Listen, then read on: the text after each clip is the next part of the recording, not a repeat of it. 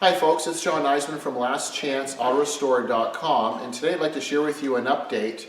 We're going to be working on this 1968 Pontiac Firebird hardtop. So this gentleman was referred to us through the Verona car show that we did last year. So it's a vehicle that has been sitting in his garage for approximately 3 years. It has several little gremlins and issues. So someone's done some work to the body at one point, and they've done some work to the engine and tires, but it needs some attention. It has some concerns with the engine, so it's someone's changed it to a 454 big block with an automatic transmission, but it's still a non-power four-wheel drum brake car, which is a little bit scary for the client to drive. So we have an enhanced kit that we'll share with you. So we just basically brought it in off of the trailer. We've done an inspection on it. We've removed the distributor. We have a special tool that we made to turn the oil pump to distribute oil through the engine because it was over 3 years since it ran. And then the guys did a compression test and had the engine running briefly. It's making some noises and some ticking, which we'll deal with and take care of. So basically what I'd like to do is just share with you, while we have it on the hoist, just want to point out a few things.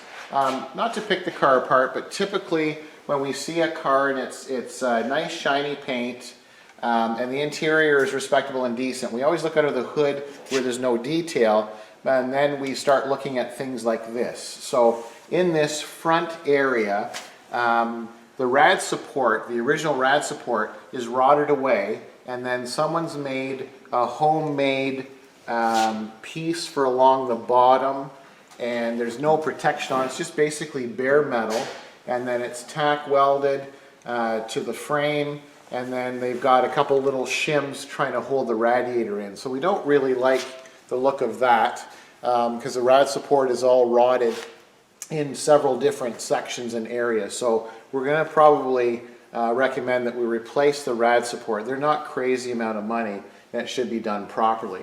As we go back further, we have some more concerns. So I think the camera hopefully can pick it up. You see the oil pan. We've got leaking basically everywhere. So we've got the head gaskets are leaking. There's lots of coolant stain. Let me just see if you can see it on the, yeah. So I think the camera can pick it up. So first of all, you see the oil pan. We've got lots of leaks. We've got several different colors of paint at different times.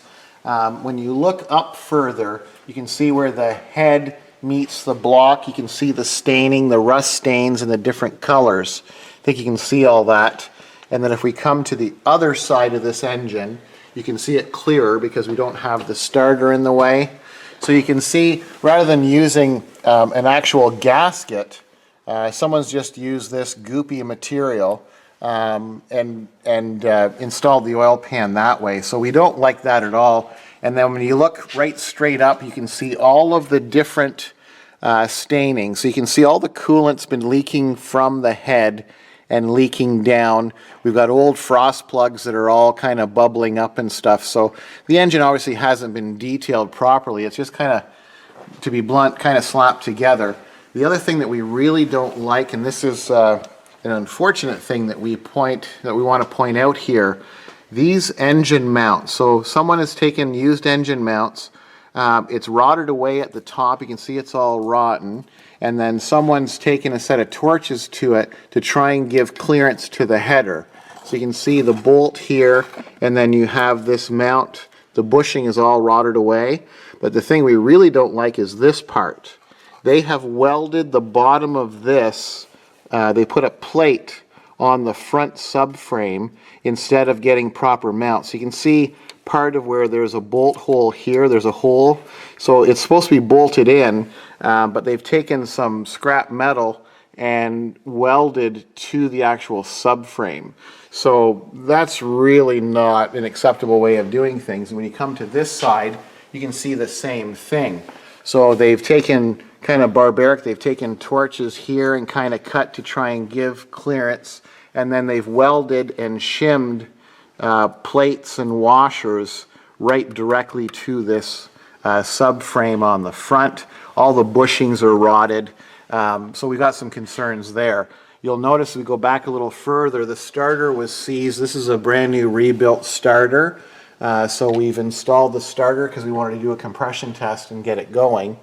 The other thing that we're looking at that we don't really care for too much, we've got obviously transmission pan and seal, everything is leaking. It looks like the front seal's leaking. The tailstock seal seems to be decent, but the drive shaft is forced in quite a ways.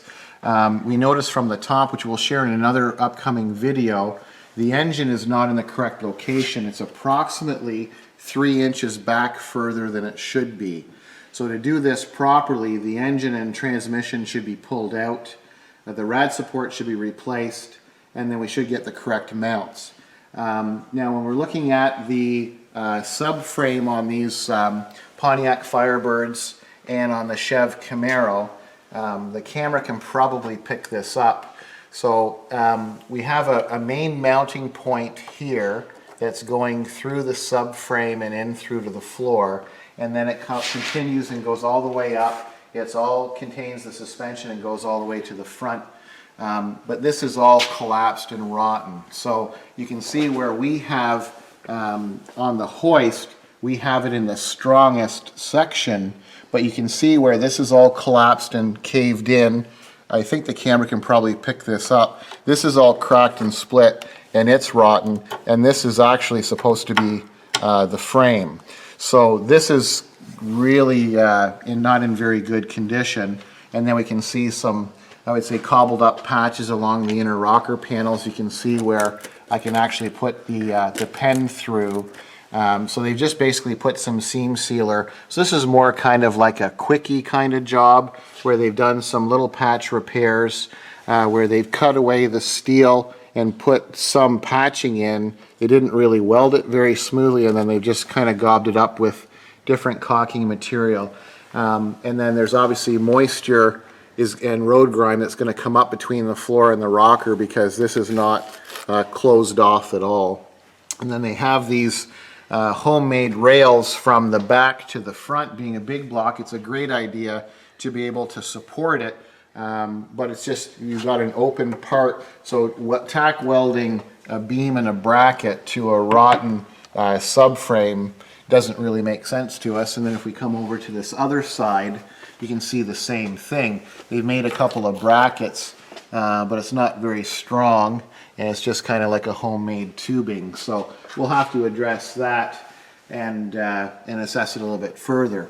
Not to pick the car apart, but as we go down further, the exhaust system they've put on, these are a no-name muffler, highly restricted mufflers, and they've got kind of overkill for exhaust. They've got, looks like probably a 4-inch straight pipe that they've welded, and then as we come across for the exhaust, being a big block motor, you would want to have smoother exhaust. Anytime that you have these store-bought pieces that have the ribs in them, all of these ribs will restrict the exhaust flow. So it's one of the things we're going to look over with the client, is perhaps doing a proper exhaust system on it, because you can see here where they have the tailpipe coming out, it's actually rubbing up against the spring, the rear leaf spring. So there's no room in here. They've got some patching done. So that's going to create a constant vibration. So basically, just looking more in terms of the back, we're going to do an inspection on the rear axle and diff assembly. The gas tank that was in it we've removed because it was leaking badly. And once we removed it, we discovered that there was some other patching work done. And I think the camera can probably pick it up. There's supposed to be a proper bracket. You can see this one is a little bit of residue of what used to be there. So this is an original mounting point. It's been cut off because it was probably rotted away, and it's supposed to come all the way across to here. So this is the section that the gas tank strap attaches to, this point and over here, and then it comes along and gets bolted in. But the camera can probably pick it up. So there's some metal on this side, but if the camera comes around from the passenger side, you can see clearly there's nothing that's fastened here. So with all these you know, we've got some, that's like a muffler tape kind of material that they use to plug, and then they've just sprayed some kind of black material. But you can see there's nothing structurally holding this in properly. So it's not very safe. So the gas tank, once it's suspended here, this bracket isn't really going to hold much. And then same thing on this side, it's all rotted away. So you can see as we come further back through the trunk, you can see where they've done some work for the mount or the base of the leaf spring mount, but then we have exposed metal that's not even treated, and then we have some pop rivets, and we've got a lot of flaking rust. I can stick my finger in a couple of the holes. So we'll have to take a closer look at that with the customer and see how he would like that corrected. But you know, just visually looking at it, it's quite a sound car to start with. And to do this properly, we can buy these. They make these brackets, these braces that come across. So to do this properly, we would remove all this rotted away part, clean it all up, weld the new brackets in, and then we can safely install the replacement gas tank. So I just wanted to briefly go over the back and the chassis of the car. And then this is a really nice kit that we've ordered for this car. So as I mentioned, it's a 68 Pontiac Firebird, and this is a wonderful upgraded power, and it's a four-wheel disc brake conversion kit. So what we've ordered is brake booster, master cylinder, and all of the components. So you can see it's a high-grade quality. Because we're replacing the non-power four-wheel drum brakes with disc brakes, you have to change the spindles, and part of the kit gives us the new spindles. And with the new spindles, the new calipers, the proportioning valve, and we have all of the fittings. We've upgraded. We have stainless steel parking brake cables, and we have braided stainless brake lines, and we've got all grade 8 hardware. So you can see it's a really nice upgraded brake system. You can see the rotors. You can go from a solid rotor to a cross drilled and slotted. So that's what we did for both the front and the rear. We have all new bearings and seals, and even the dust caps. So we have all the brackets, all the proper hardware. You can see the calipers for the rear.